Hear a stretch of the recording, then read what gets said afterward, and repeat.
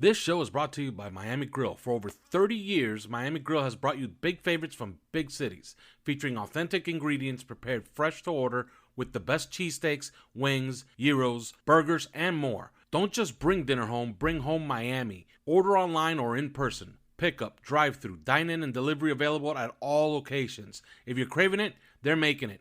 Bringing Miami Grill home has never been easier. With locations all over South Florida, check mymiamigrill.com to find yours. That's mymiamigrill.com to find Miami Grill. While we're in the middle of this booming real estate market of South Florida, you may be looking to purchase a new house or refinance your current one. You can make sure that you have an attorney-owned title company handle your contract and close for the low price of $295. Reach out to our good friend Seltzer Mayberg. Give them a call at 305-444-1565 and mention 5 Reasons Sports in order to get that $295 closing fee on all purchases and refinances. So go ahead and purchase or refinance that house knowing that you'll have an attorney reviewing and handling your closing for $295 when you mention 5 Reasons Sports. You can also visit their website at onecalllegal.com where they'll be able to assist you with any of your legal needs, whether it's a divorce or a car accident or slip and fall. Everything is in-house, and they're ready to help you with whatever you may need an attorney for. That is 305-444-1565, Seltzer Mayberg. Let me introduce you to another sponsor, bestever.com. That is BSTEVR.com. Bestever.com is a fantasy sports simulator that uses real-life data to simulate hypothetical situations. For example, ever wondered if Dan Marino could win a Super Bowl with a top 10 running game? We all have. You can do that with bestever.com. Let's say the Dolphins are in the running for a big free agent. Just add him to the current team and simulate games to see how it can turn out. Just open a free account and start building your own story and have bestever.com spit out game stories just for you. Bestever is not only fun to use, but has many uses beyond just curiosity. Go to bestever.com. That's BSTEVR.com.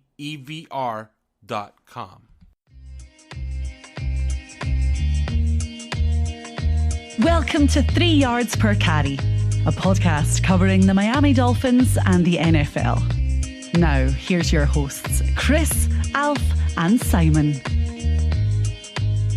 And we're on, and welcome to 3 Yards Per Carry. I'm Alfredo Arteaga. Simon Clancy is here. Chris Kaufman is not here because he's moving this week. So he's kind of busy. So he can't talk tight ends and offensive line today. But of course, this show is brought to you by Manscaped. Use 5RSM for 20% off. It's brought to you by Miami Grill. You heard them at the top of the show. It's brought to you by Biscayne Bay Brewing. And now it's also brought to you by Simon Clancy. Yes. You've heard about it. We've talked about it on this show. You're listening to a draft preview. Well, Simon Clancy has something to sell you guys. And it's well worth the $4.12 it actually costs American. Tell people about it. Simon. 12 cents.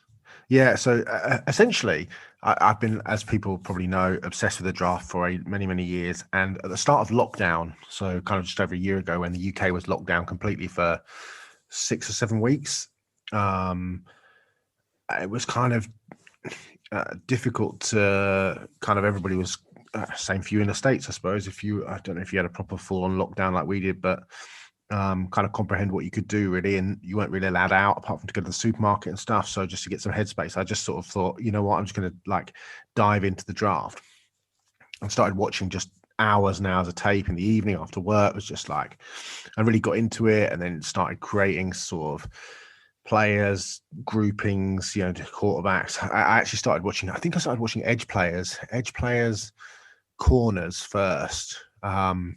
Did that and just got into it and was like just drawing up a list of guys and watching sort of 3 or 4 games of each. And after a while, I just thought, you know what, fuck it. I'm going to do the entire thing just for my own benefit, really, because it helps with us talking about it on the show, helps with us, you know, people asking questions on Twitter and stuff.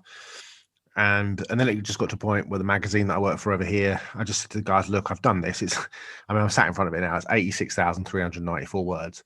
We might as well just try and sell it. And so the guys were like, yeah, brilliant. We'll just make it into a PDF.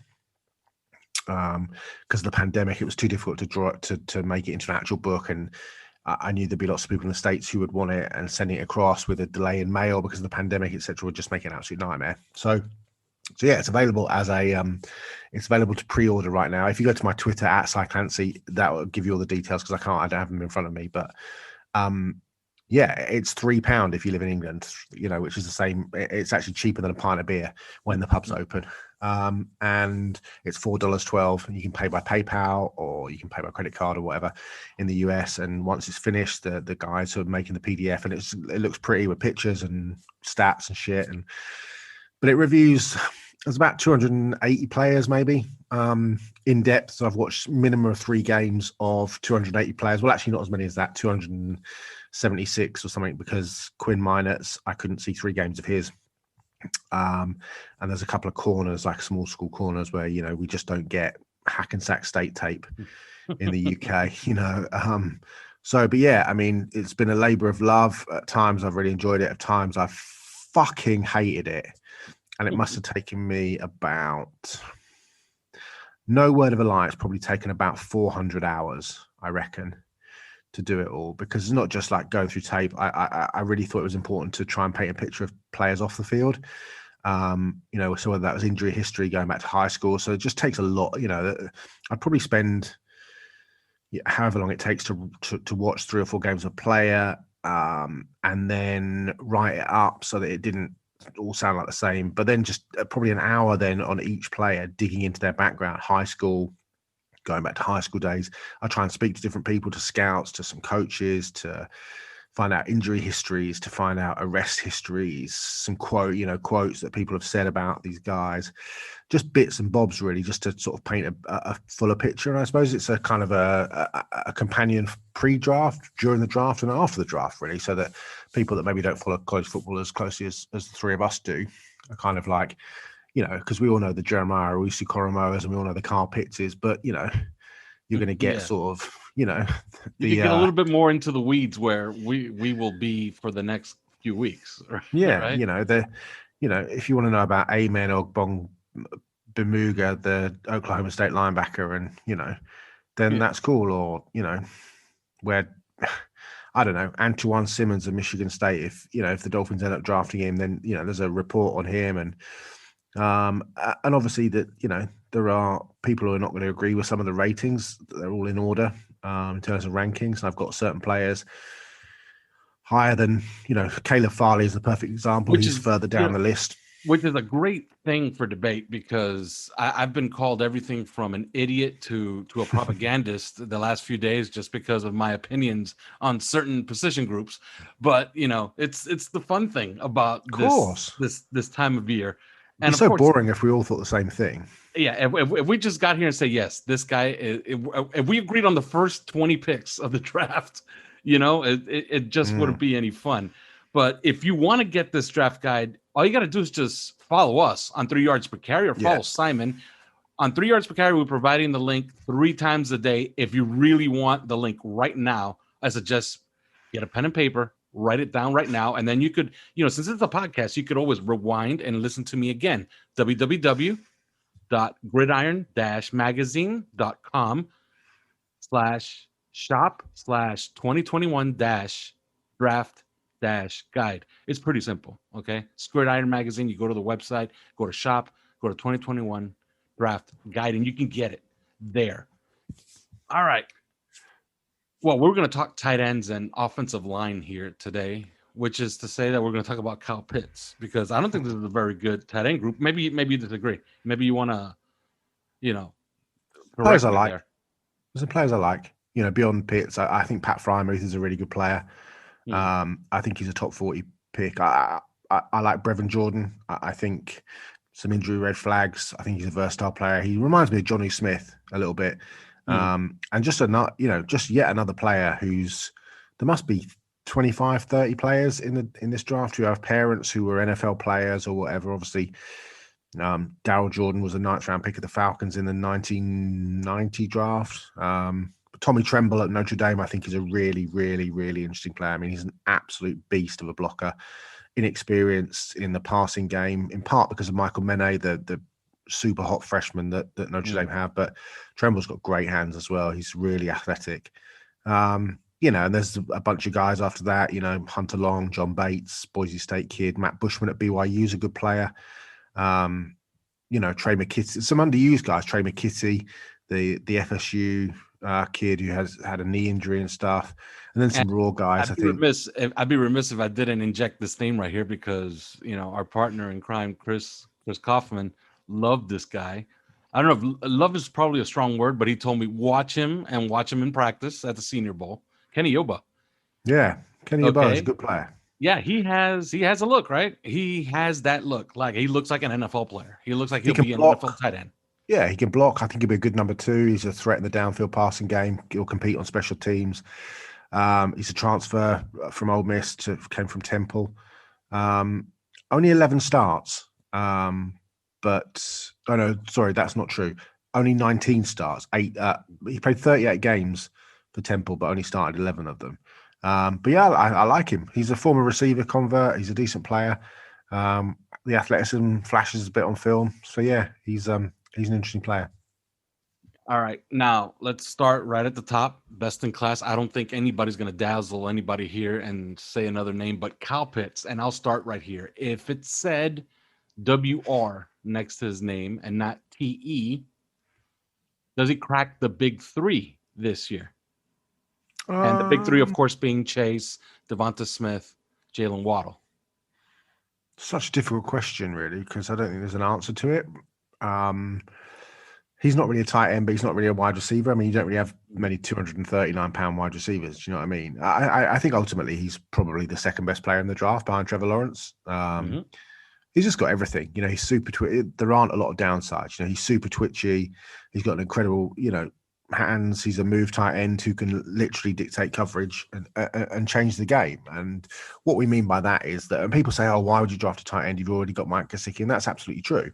But, you go back and look at that Patriots team with Aaron Hernandez and Rob Gronkowski, and that was the best offense that we've seen in many, many years with those 2 tight end sets. And, you look what the Patriots done this year with Jonnu Smith and with Hunter Henry. They're looking to create matchups. And what we mean by matchups is if you look at Kyle Pitts' game, he lines up in line. He'll line up as a boundary X. He'll line up in the slot. And he'll move around the formation. You'll probably see him lined up in the backfield at times just to get matchups. And he would be a deadly YISO. Yeah, absolutely. But what you see from him is that he's so good. He runs such good routes. He's got such good hands. He can dominate so much at the catch point because he's 6'6". He's so athletic that, you look at the games in the SEC against Alabama, against South Carolina, against Georgia, these are teams that are having to, and Alabama are no mugs. You go beyond Patrick Surtain and, you're looking at guys like Josh Jobe. You're looking at, they are 4 and 5 deep in terms of really, really, really, really good corners. Do you know what I mean? We are not talking about, we're not talking about mugs here. I mean, you go down the Alabama list and you've got, DeMarco Helms, you've got Jackie Battle. There are some serious players in that Alabama secondary, but and Dylan Moses at linebacker, Christian Harris, they're having to roll over Patrick Surtain to cover him because nobody else can stop him. Against South Carolina, JC Horn is going to be a top 12 pick, top 10 pick. They are having to roll JC Horn over. Israel Mukwama can't cover him. JC Horn has to roll over. Against Georgia, it's either Eric Stokes or Tyson Campbell, both top 40, top 45 corners in this draft, being forced to cover him. And this is this is a Georgia team.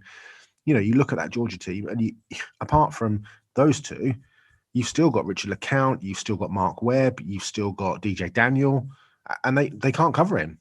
So that tells you what he means. And also, if that happens in the NFL, think of the opportunities that opens up then for the Dolphins offense. If teams are having to roll their best corner to cover your tight end, all of a sudden your number 1 in inverted commas receiver is now on the number 2 corner.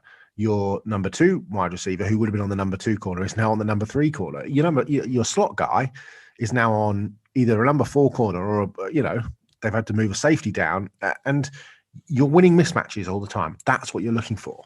Do you know what I mean? The NFL is not about stats. It's about mismatches, and it's about systems.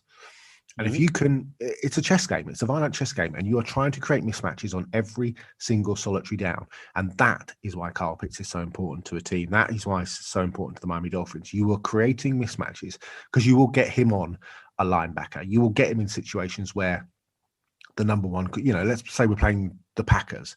Jair Alexander, there'll be times when he can't cover Kyle Pitts. So there's your opportunity because he's on the Kevin King, because he's on the Josh Jackson, because he's on Adrian Amos, because he's on one of the linebackers. That's where you win. He is a disruptive force because he essentially changes the game, because he is a matchup, just an absolute matchup nightmare. I mean, and if our listeners remember during the season when the Dolphins played the Chiefs, I was kind of prescient because I told everybody, you know what? I think Gesicki could have a big game against the Chiefs because of the way the Chiefs played against tight ends, how they played Darren Waller most of the year. They were a little bit too cute by half, and I think Tyrann Mathieu is a great player. He's just not a guy that you just put one-on-one with a tight end. And the Chiefs were essentially getting beat up by tight ends going into that game. They started doing the same thing with Gesicki. Gesicki starts getting stuff on them, and they had to get out of it. Imagine if you have two tight ends. Okay. Exactly. And drafting Kyle Pitts is not an indictment against Mike Gesicki. Mike Gesicki is a really good player. He's a top 10 tight end at worst in the league, and he's really developing. Kyle Pitts and Mike Gesicki on the field at the same time is a nightmare for teams to stop, and that's what you're trying to do: score points, win games, and you do that by creating matchups. And Pitts does that for all the reasons that we've talked about. He dictates coverage, he changes the game, he dominates at the catch point, he's athletic, he eats up that cushion against corners because he's so fast. He's physical enough. His play strength is fantastic. He plays through contact, he beats double coverage, but he's also more than just a playmaker. He's not a one-trick pony. People say he can't block it. I tell you what, turn on the tape. Go and watch him against DeMarvin Leal, who'll be a first-round pick next year, 290-pound defensive tackle from Texas A&M. You go and turn on the tape against 270-pound Michael Clements, or 290-pound Justin Egoibe, or 280-pound Malik Herring, who'll get drafted this year of Georgia. They all had really tough days against him in line. And he's just such a perfect fit for the modern game. He is that Darren Waller that you mentioned. He is Travis Kelce plus in terms of upside because he can line up anywhere.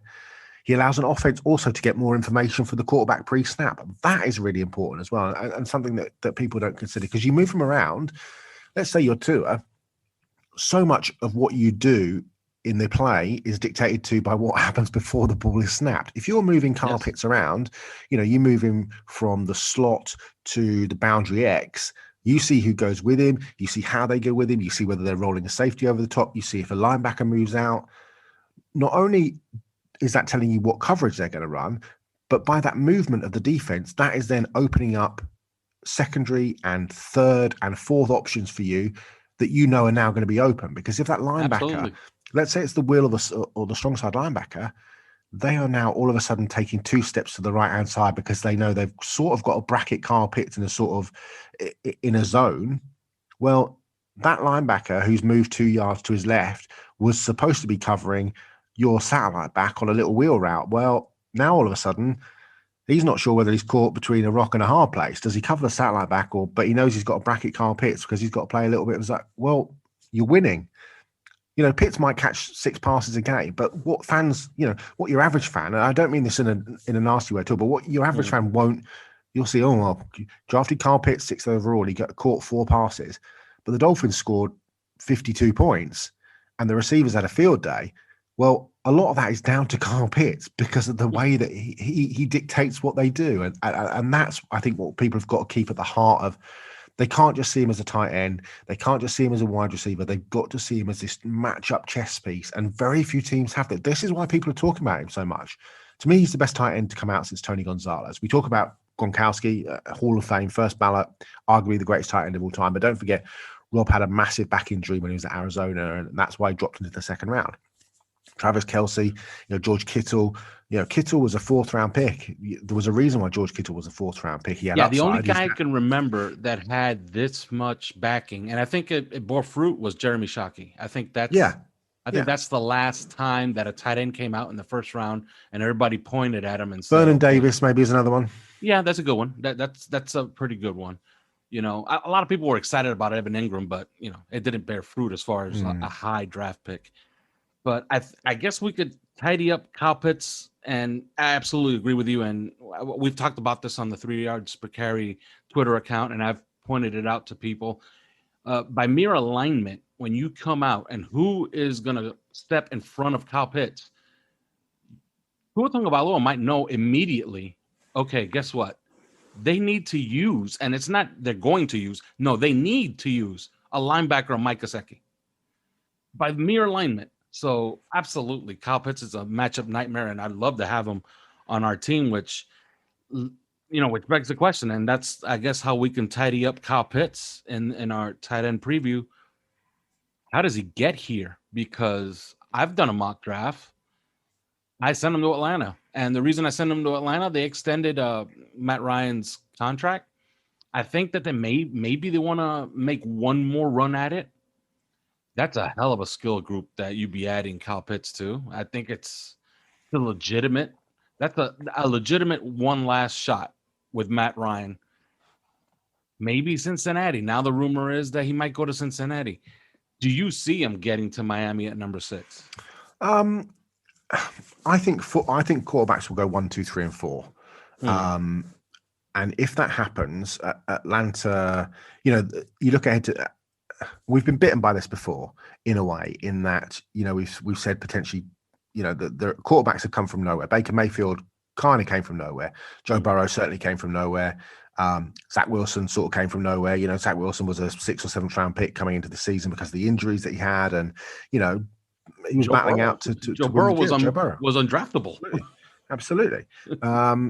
And part of the greatest season of all time in the history of college football. So, a quarterback could come from somewhere. But you look ahead to next year, there are some interesting names, certainly, and players I like.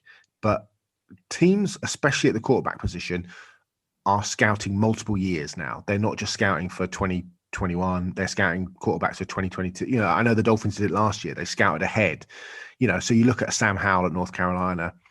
You look at Caden Slovis at USC, Desmond Ridder, who came back to Cincinnati, Jaden Daniels at Arizona State. Yeah, Spencer Rattler. You've got the kid at Boston College, Phil. I can't even think of his second name.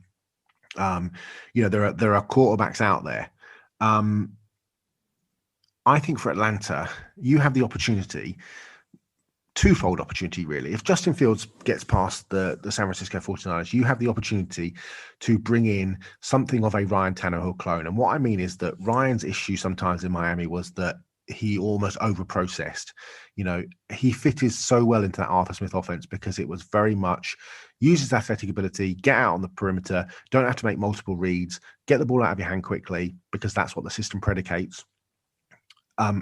And when you're out on the perimeter of the pocket, you can run or you can pass. And Ryan has turned in back-to-back phenomenal years. He's been an absolute revelation. Yeah. Justin Fields' issues at Ohio State were all about processing. They were all about his internal clock, so he'd keep the ball too long. Part of that was down to the system. So Ryan Day's offense runs a lot of long developing routes, late switch releases, for example. Sometimes Fields would cut and run too soon. Sometimes he would take sacks that he just shouldn't do. Sometimes he would just throw bad incompletions. I know that Ryan Day had spoken to him about, sometimes you just got to throw the ball out of bounds and go back and, sometimes he just threw bad picks. The Atlanta offense suits, and the 49ers offense, frankly, both suit Justin Fields because of those reasons that I said. But also there's something else at play in that, he was born and grew up and went to high school 55 miles away from Atlanta. He is a local Georgia kid. He went to the University of Georgia. I know it didn't work out there, but that is, talk about galvanizing a fan base. That stadium's amazing. I've been to it. It's amazing. It doesn't sell out. It's full for the soccer, but it's never full for the Falcons. Strange, right? Yeah, I mean, it's a sellout for the soccer. It's never, ever full for the Falcons. And I think there's an image issue there. Matt Ryan is 35. Could they take him? Absolutely, they could. But I just think that they will be looking ahead and they will think that, we could secure the position for 2 or 3, for the next 2 or 3 years, maybe with Matt Ryan if we wanted to. Maybe there's an out on Matt Ryan's contract next year. And they could secure that position for the next decade, whether that's Lance, who does obviously similar things, whether that's Fields. The Bengals, people talking about, Joe Burrow says he wants to draft Jamar Chase, and why wouldn't he? Kyle Pitts obviously would be a huge plus there, but you've got to, if you are Zach Taylor, you cannot look at what happened last year. The most hits of any quarterback in the league, one of the most hit quarterbacks in the last 10 years, regardless of team or year. You've got to protect him. Riley Reif, they signed as he got cut by the Vikings. He got cut for a reason. Riley Reif is not the reason why you don't draft either Rashawn Slater or Penei Sewell. He isn't. You've got to protect Joe Burrow. And the thing is, you could draft Penei Sewell at 5, and then you can come back and draft Terrace Marshall. You can come back and draft Elijah Moore early in the second round. Do you know what I mean? You're almost getting your, let's say you draft Penei Sewell and you get Terrace Marshall in the second round if you're the Bengals. Would you rather that than take Jamar Chase and Jalen Mayfield? I know what I'd rather do. I'd rather have the stud left tackle who's 20 years old and a receiver who's really developing into, ran a 4.36 and is really developing into a hell of a player. And they're not bereft of talent outside. No. Higgins just had a monster rookie Exactly. season. Tyler Boyd is still there. Joe Mixon's a really good player. Mm-hmm. They are. There's a lot of talent there. So I think the Bengals, they could take him, but you've got to protect the franchise quarterback, because if Burrow blew his knee out because he just kept getting hit. He got hit. The knee went. You've got to protect that investment, because otherwise he ends up like David Carr. So could they take him? Of course they could. Could Atlanta take him? Of course they could. It just doesn't seem like the smart play to me. The other option is that, teams could move up. The Denver Broncos could move up. There could be a shock team moving up. The Patriots could move up. I mean, the Saints could move. It's a long way for the Saints to come, but, they could move up. Washington football team could move up. There's an awful lot of, possibilities of a team jumping up to 4. I don't think Miami would take a move down. I don't think the Bengals would take a move down. Then you're looking at Detroit at 7. They might do, but, they've lost Marvin Jones. They've lost Kenny Golladay. So yeah.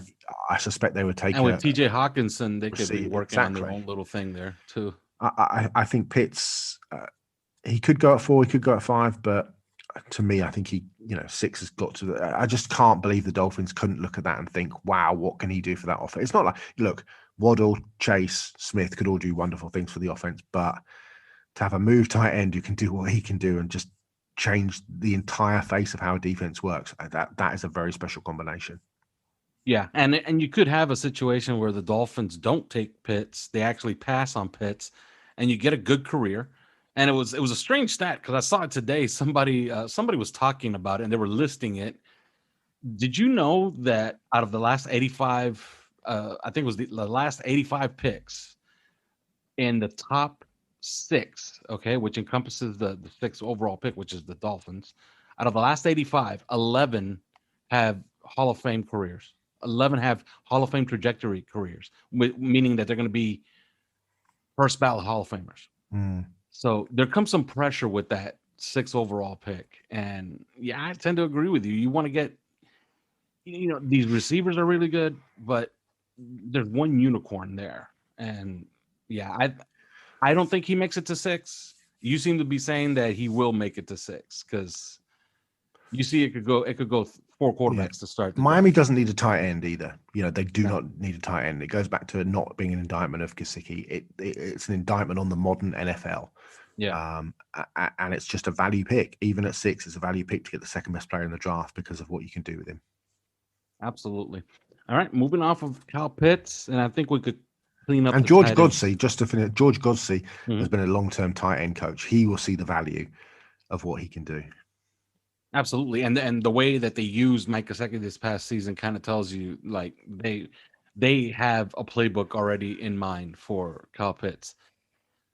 Yeah. All right, moving off of him, day one, I think we agree. He's the only day one tight end. He's the only one that goes in the first round. Freiermuth might get in at the back end. Yeah, he's a really good player. He's a traditional Y. Mm-hmm. He had a really good 2019. I don't think he had a great 2020, but he's athletic. He's dependable. He's got a really high floor. He's competitive. I like him a lot. I think he's a really, really good player. He's got good traits. Ben Fennell of the NFL Network points to Travis Kelce as somebody who exhibits very similar traits, which is that winning at the top of his route, which I think is very important. He's a really good red zone target because he's just got such a good body. yeah, I like him a lot. I think he's a good player. He's run a 4.68. You know, this is it's no mug at 6'5" and 260 pounds. I like Frymouth. All right, moving off of Frymouth, Brevin Jordan he's a favorite down here. Okay, as simple as that. Yeah. And I compared him to Evan Ingram because I had some anecdotal evidence from 2019 that he was one of the faster Miami Hurricanes running sub 4.5s. He runs this year, what, a 4.68 or something like that, which Yeah, kind of at 235 is not great. which kind of I mean, it is great. kills it kind of kills like all the myths. It kills all the rumblings or the whispers of Brevin Jordan the past 2 years. Everybody's been saying he is fast. He's going to test fast. He's Evan Ingram, Vernon Davis. Doesn't seem to have borne fruit. And his tape, as far as his tape goes, yeah, it's, he's productive. But they tried to use him in the red zone on fade routes. Doesn't high point the ball as well as other guys in his class. And he has some drops. And when you get down to it, you talk about his blocking. It's improved, but it's not good either. I don't know. Personally, I would punt on the entire class for Miami. I'm happy with what I have, except, of course, Kyle Pitts. I'm talking about the rest of the class. I don't think we need to augment the rest of the roster in this regard. Do you disagree, or No. you would punt on the class as well? I'd punt on the tight end class. You don't need one. You've got, 3 solid tight ends there with Smythe and with Shaheen. I don't think you need to. Just Pitts just does something different. I don't mind Jordan. Like I said to you before we started recording, to me, he's like a Johnny Smith kind of guy. Yeah, he's versatile. He's got some issues. Injury issues would worry me with Brevin Jordan, actually. He had that foot problem in 2018, the bruised knee in 2019. He had the shoulder and the ankle in 2020. So, those kind of niggling injuries, especially for a 235 pounder, is a bit of a concern. All right, let's move on to the offensive line, and I guess we'll start with tackles, and I have a couple, okay? I think best in class, obviously, it's Penny Sewell, in my opinion. I don't know if maybe you have a different opinion. No, I've got Sewell as number one. I think he's just unlimited potential, really. He's the interesting thing about Sewell is you can play him at left tackle because he's a dancing bear as a pass protector, but you can play him at left guard and he'd be Quentin Nelson, Larry Allen. You play him at right tackle. I think he's 20 years old as well. Yeah. I think he could be an absolutely dominant. He's somebody that you could play at left guard early and then could kick out to left tackle. I don't really find any holes in his game. A scout told me that he's one of the most fun players he's watched over a decade because players like him just don't come along very often. He's explosive, he's powerful, he's athletic, he's balanced, he's heavy-handed, he rolls his hips on contact, he's great in space, he's brainy. There's been a bit of talk about some of the off-field stuff in terms of maturity. I haven't been able to stand that up in terms of I've spoken to some scouts and they've heard it, but they're not West Coast scouts, so that but nobody's really talking. There's no I don't think there's one thing potentially. He's a fun guy, likes to joke around, and maybe that's what it is. But he won the Outland Trophy at 19. He's I suppose the biggest concern for him it's the lack of pure drop back pass sets. You'd expect to have around 25 per game, and he is averaging about 11 per game. So he's not actually used to those pure NFL passing reps because of the way the system works. But he's so dominant that I think it's just a case of more reps and more experience, and I really like him. All right, now I can't, and I'll tell you why in a second. I can't make a bear case for Penny Sewell at number 6, and the reason I can't is because you drafted Austin Jackson last year. Now, I would say. I've dug into, what Austin Jackson has said this offseason about, I'll play at right tackle. I'll play anywhere. He's a left tackle. In my opinion, he's just a left tackle. And I saw him this past season. I thought he was a pretty damn good left tackle. And if you believe in some of the numbers and the metrics, he was right there with all the best in the first round. I think after he got injured, he wasn't as good as he was to start the season. Now, I cannot make a case for drafting Penny Sewell number 6 for 2 reasons. First of all, you will be passing on a Kyle Pitts or a Devonta Smith or a Jamar Chase. That's a guarantee. You will pass on one of those guys if you take Sewell at number 6. I don't see how you make the investment on a young player in Austin Jackson last year with a first-round pick, and a year later you're replacing him, knowing that Penny Sewell was going to come out in the draft and he was going to be a high pick, and you did have 2 first-rounders, so there was a possibility you had a shot at him. I don't see how you just do an about face, change direction, and say, you know what, he's our left tackle now. And Austin Jackson's going to have to find his way at right tackle. And I think that also displaces Robert Hunt, moves him to guard. And now we're playing musical chairs with the entire offensive line. Yeah. I just don't see it. I don't know if you have a bear case. I don't. And I can't make one.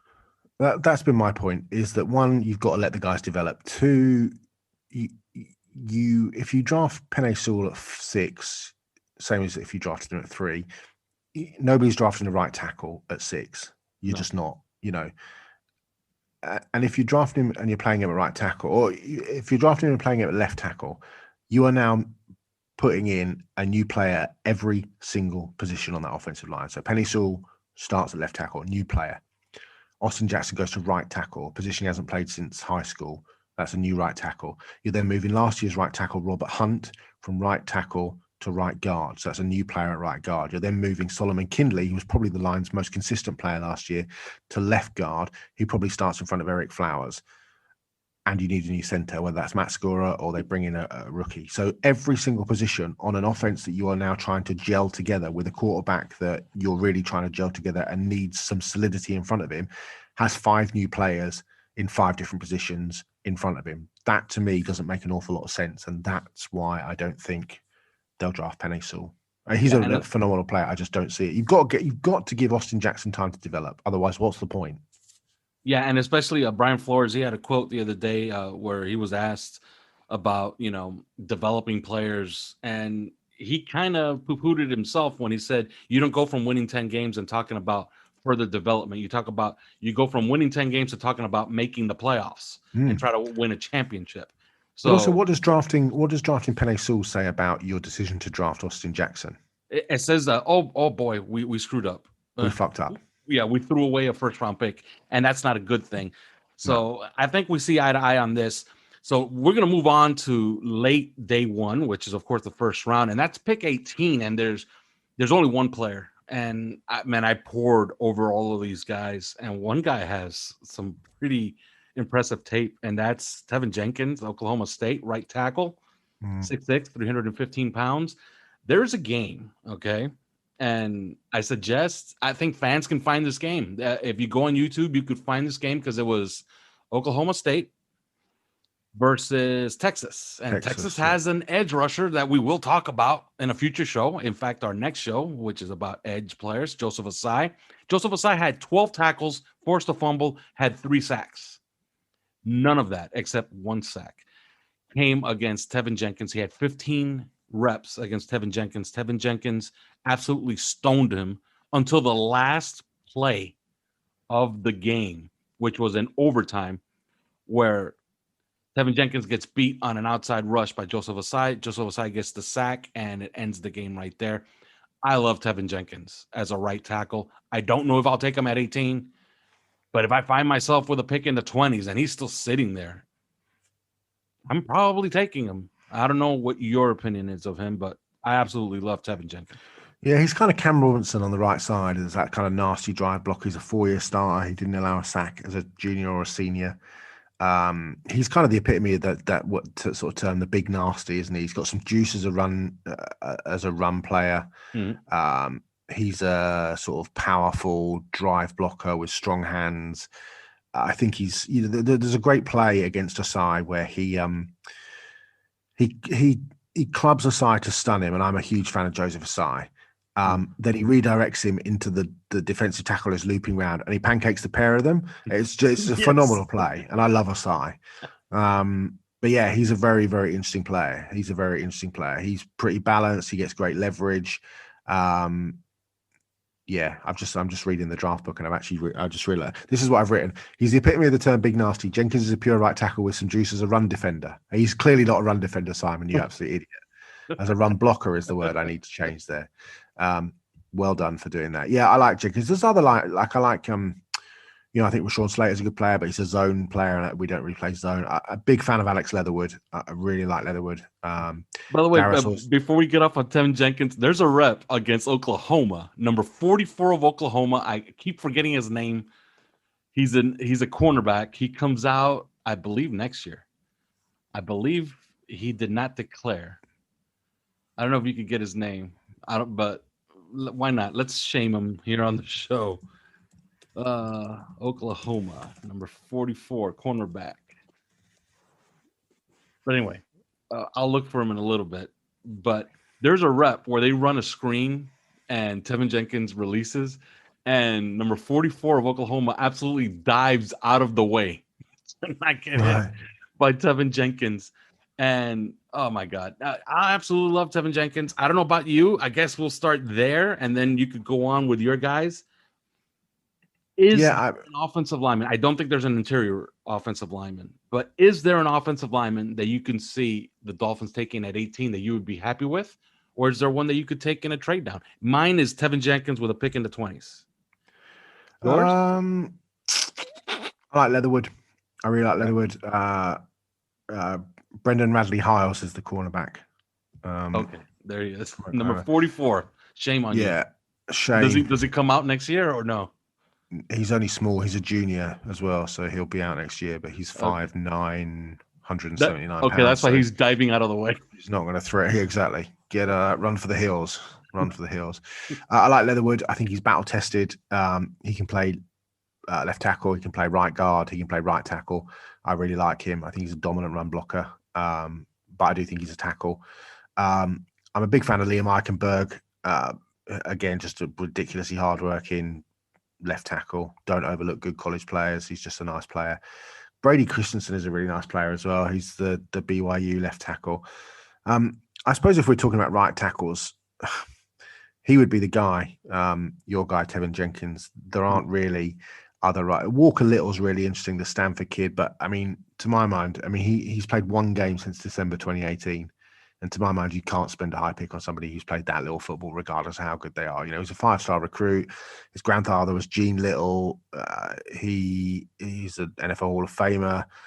His uncle is Rick Little, who's a 5th round of the Colts. I just, to me, I would, if I was taking a right tackle, it'd be Tevin Jenkins. But it just goes back to what we talked about. I just don't think they can do it unless they think to themselves, you know what, Robert Hunt is definitely a guard. And at that point, then maybe you pull the trigger on a Jenkins. The other guy that people talk about is Elijah Vera Tucker, who played left guard to Austin Jackson's left tackle, and then played left tackle last year when Jackson graduated. Was really good. To me, he's a zone player. And again, the Dolphins don't play zone. I saw Todd McShay had picked him in the first round to the Dolphins, but I just don't think schematically he fits. He's a pure sort of zone system guy. So I think he's perfect for the Raiders, and that's where I mocked him.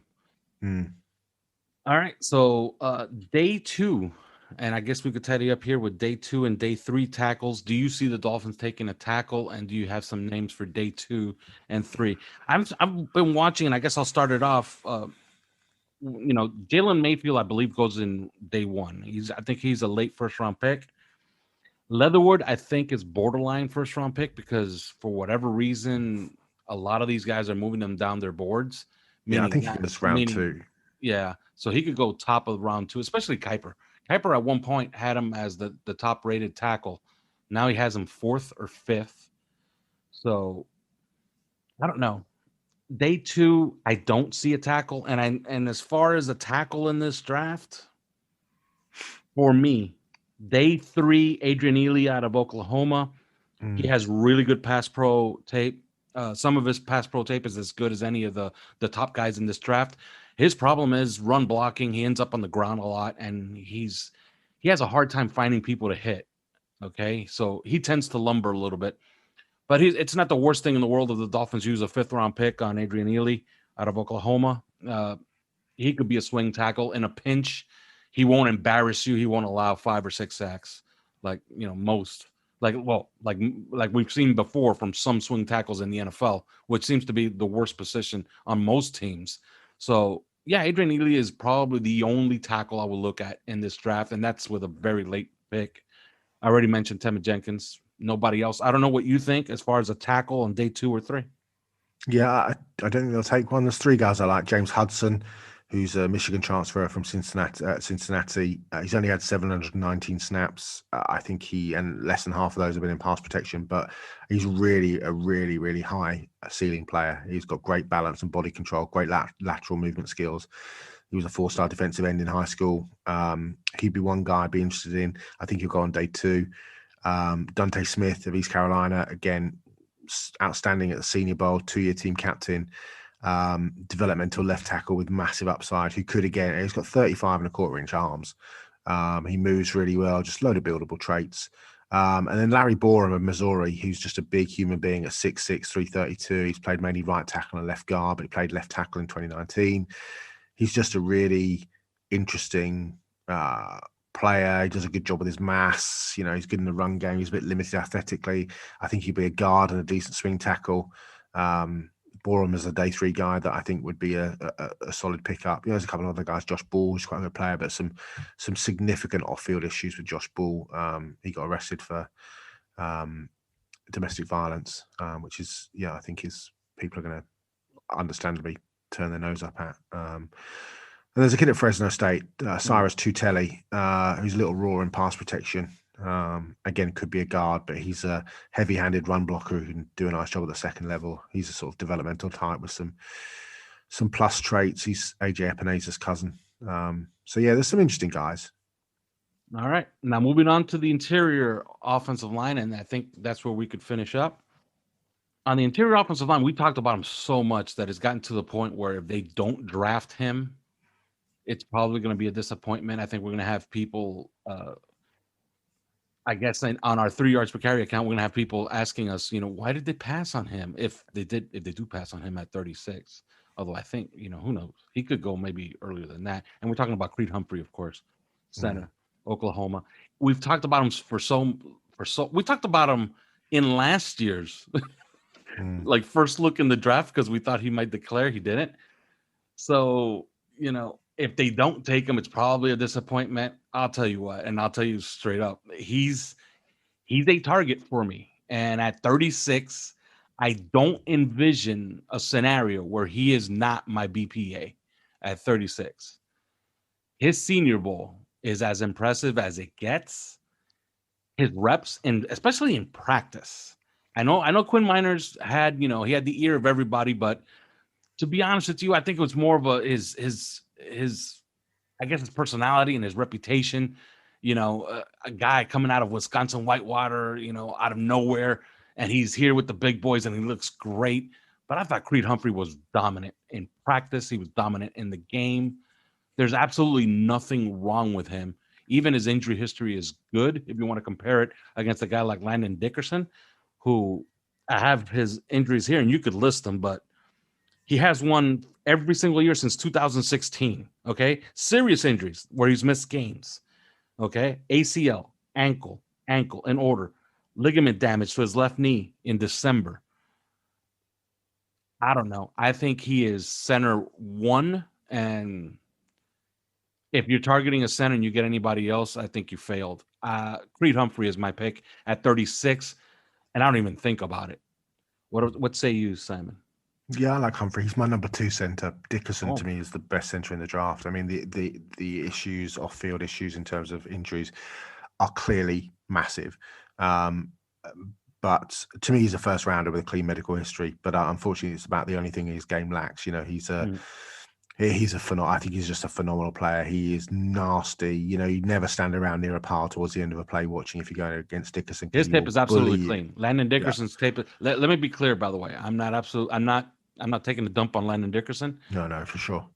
I like Creed Humphrey best because of what I listed, which is, like I said, an injury a year since 2016 for Landon Dickerson, and injuries that have cost him games. Yeah, I mean, he's played 24 straight games without injury during the time at Alabama. Obviously, he went to Florida State, played 3 seasons there first, but just struggled with those injuries that you mentioned. I like Humphrey a lot. We've liked him since he was a freshman. He's a 3-year start. He's kind of got country strength. He's quick. He's sound technically. I think he lacks elite traits, but he's smart. He's athletic. He's consistent. He's got a mean streak. he ticks a lot of boxes. Like, you go and watch him against Tyler Shelvin, who's the big 355, 60-pound LSU nose tackle, who's one of those Planet Theory guys. You know, he absolutely, it's teach tape. You know, he can ragdoll defenders, he can retrace and take them for seconds when they get up. He very rarely gives up ground. But he also, what I love about him is that he has an innate understanding of where his quarterback is in the pocket, and he can move his body accordingly. So, you know, he's played with Baker Mayfield, Kyler Murray, Jalen Hurts, Spencer Rattler. He understands where they are in relation to their movement in the pocket, which I find really interesting. I think there's three guys that we have to keep an eye on, and their position conversions, of which the Dolphins have been heavily involved in said position conversions. So Kendrick Green at Illinois is an experienced left guard, 33 straight starts, 4 at center. He's a former DT. He is a hugely underrated prospect, and there's been a lot of talk about him being a center at the next level. And then you have to look at a guy that you mentioned, obviously Quinn Meinerz, who from Wisconsin Whitewater, who the Dolphins specifically moved from left guard to center during the Senior Bowl, and he blew people away. He absolutely blew people away. He was pancaking, you know, day one, late day one, early to mid day two, Power 5 defensive ends and defensive tackles like Patrick Jones, like Ozo Digizua, like Levi Onwuzurike. I mean, he was literally taking them 5, 8, 10, 12 yards down the field and laying them flat on their backs. You know, Levi Onwuzurike, to me, is the best defensive tackle in the draft. He had no idea what was going on. No idea. And the other guy is Robert Hainsey, who was a right tackle at Notre Dame. And again, the Dolphins moved him to play center, some snaps at center. He is an experienced, position versatile team captain. He was very, very, very good at the Senior Bowl. And he essentially played 4 positions on the offensive line. He started 3 seasons at right tackle. He's got shorter arms than average, but he was very good at center. And one interesting thing about Robert Hainsey, I guess we could end it here after this. Robert Hainsey at the Senior Bowl, they asked them to play all these positions in practice. Most guys, they just pigeonholed into one position and had them play that. Robert Hainsey, they specifically picked him out to play, and he played it all. He played left tackle, left guard, center, right tackle in practice. He's the only guy who did that. But most notably, he played a lot of center. And that was at the direction of the Dolphins coaching staff. So they obviously had instructions from Chris Greer and company in the front office. Yeah. I mean, there's a lot of good. I like the center class. You go down to, you know, Drake Jackson at Kentucky, 44 starts at center, team leader. I think he's a really good player. There's some Michael Mene at Penn State, Drew Dolman at Stanford's a really nice player. Jimmy Morrissey at Pittsburgh, Trey Hill at Georgia. There's some nice players there. You know. Some interesting guys who I think the Dolphins are going to like, and it's the same with guard. You know, we haven't really touched on the guard position, but we're going to touch on it now. I was going to tell you, there's only one guard because I think we have not that our roster's great, but I would say that you have developing players and you have some guys that you're kind of happy with. Personally, a lot of the media down here is not very happy with Solomon Kinley, but I am. As far as a rookie, I thought he had a pretty decent year. And if I am going to start moving people around, I would take a Tevin Jenkins and then move Robert Hunt at guard, which means we don't have a guard problem. But if there is a guard that I will look at in the second round and I just stare at the board and say, you know what, and almost run out my time to do what Mike Tice did that one year where the time ran out on him and the next team picked, I would stare at the board and think to myself, you know what? Aaron Banks from Notre Dame would look really nice in the Dolphins uniform because he's just a freak. Yeah, he's Brandon Brooks to me. He's a pure people mover. I mean, to me, Vera Tucker's the best guy, but to me, Trey Smith is the guy that I would absolutely run the card up for. You know, this is there are some medical issues because obviously the blood clots that were found in his lungs in 2018, and he's on blood thinners. But boy, he's a nasty player. Banks is a good player as well. Big fan of Aaron Banks. You know, he's powerful, solid. You know, he's had some injury issues though, broken feet and some other bits and pieces. But I like him a lot. It's a decent, not a bad guard club. Deontay Brown at Alabama. There's a kid at Grambling State, David Moore, who I really like. Robert Jones, who played well at the Senior Bowl. But yeah, Trey Smith and Banks, really nice players, and obviously fit kind of what we're looking for. We kind of ignored the Ohio State guys as well. Wyatt Davis, who obviously carries that injury red flag because of what happened. His grandfather's Willie Davis is in the NFL Hall of Fame. He actually played high school football with Josh Rosen. And then obviously the center at Ohio State is Josh Myers, kind of high floor kid, strong, competitive, played at a very high level. So yeah, it's a decent class inside, and I think the Dolphins will pick up. Yeah, Tevin Jenkins is an interesting name. He is an interesting name because you strengthen two positions almost if you can move Hunt inside as well. So it's information that we don't know, which is how do the Dolphins rate Robert Hunt internally? And we will find that out post the draft. But if they rate him, if they don't bring in a right tackle, then we know how they rate him. If they do, then we know that they want him to be that right guard, and maybe that's ultimately where he should end up. But I know that they absolutely were desperate to see him. The words literally were, he will be. I can't tell you literally what they were because I now can't fucking remember. But the words were something like he will be allowed to fail at right tackle. That's exactly what it was. He'll be allowed to fail at right tackle. That's what it was. Now, that was told to me specifically by a member of the Dolphins front office. Well, that is our tight end and offensive line preview. Our next show will talk about edge, interior defensive line, defensive linemen. But till then. Thanks for listening to 3 Yards Per Carry. You can subscribe via iTunes, on Podbean, or your usual podcast provider.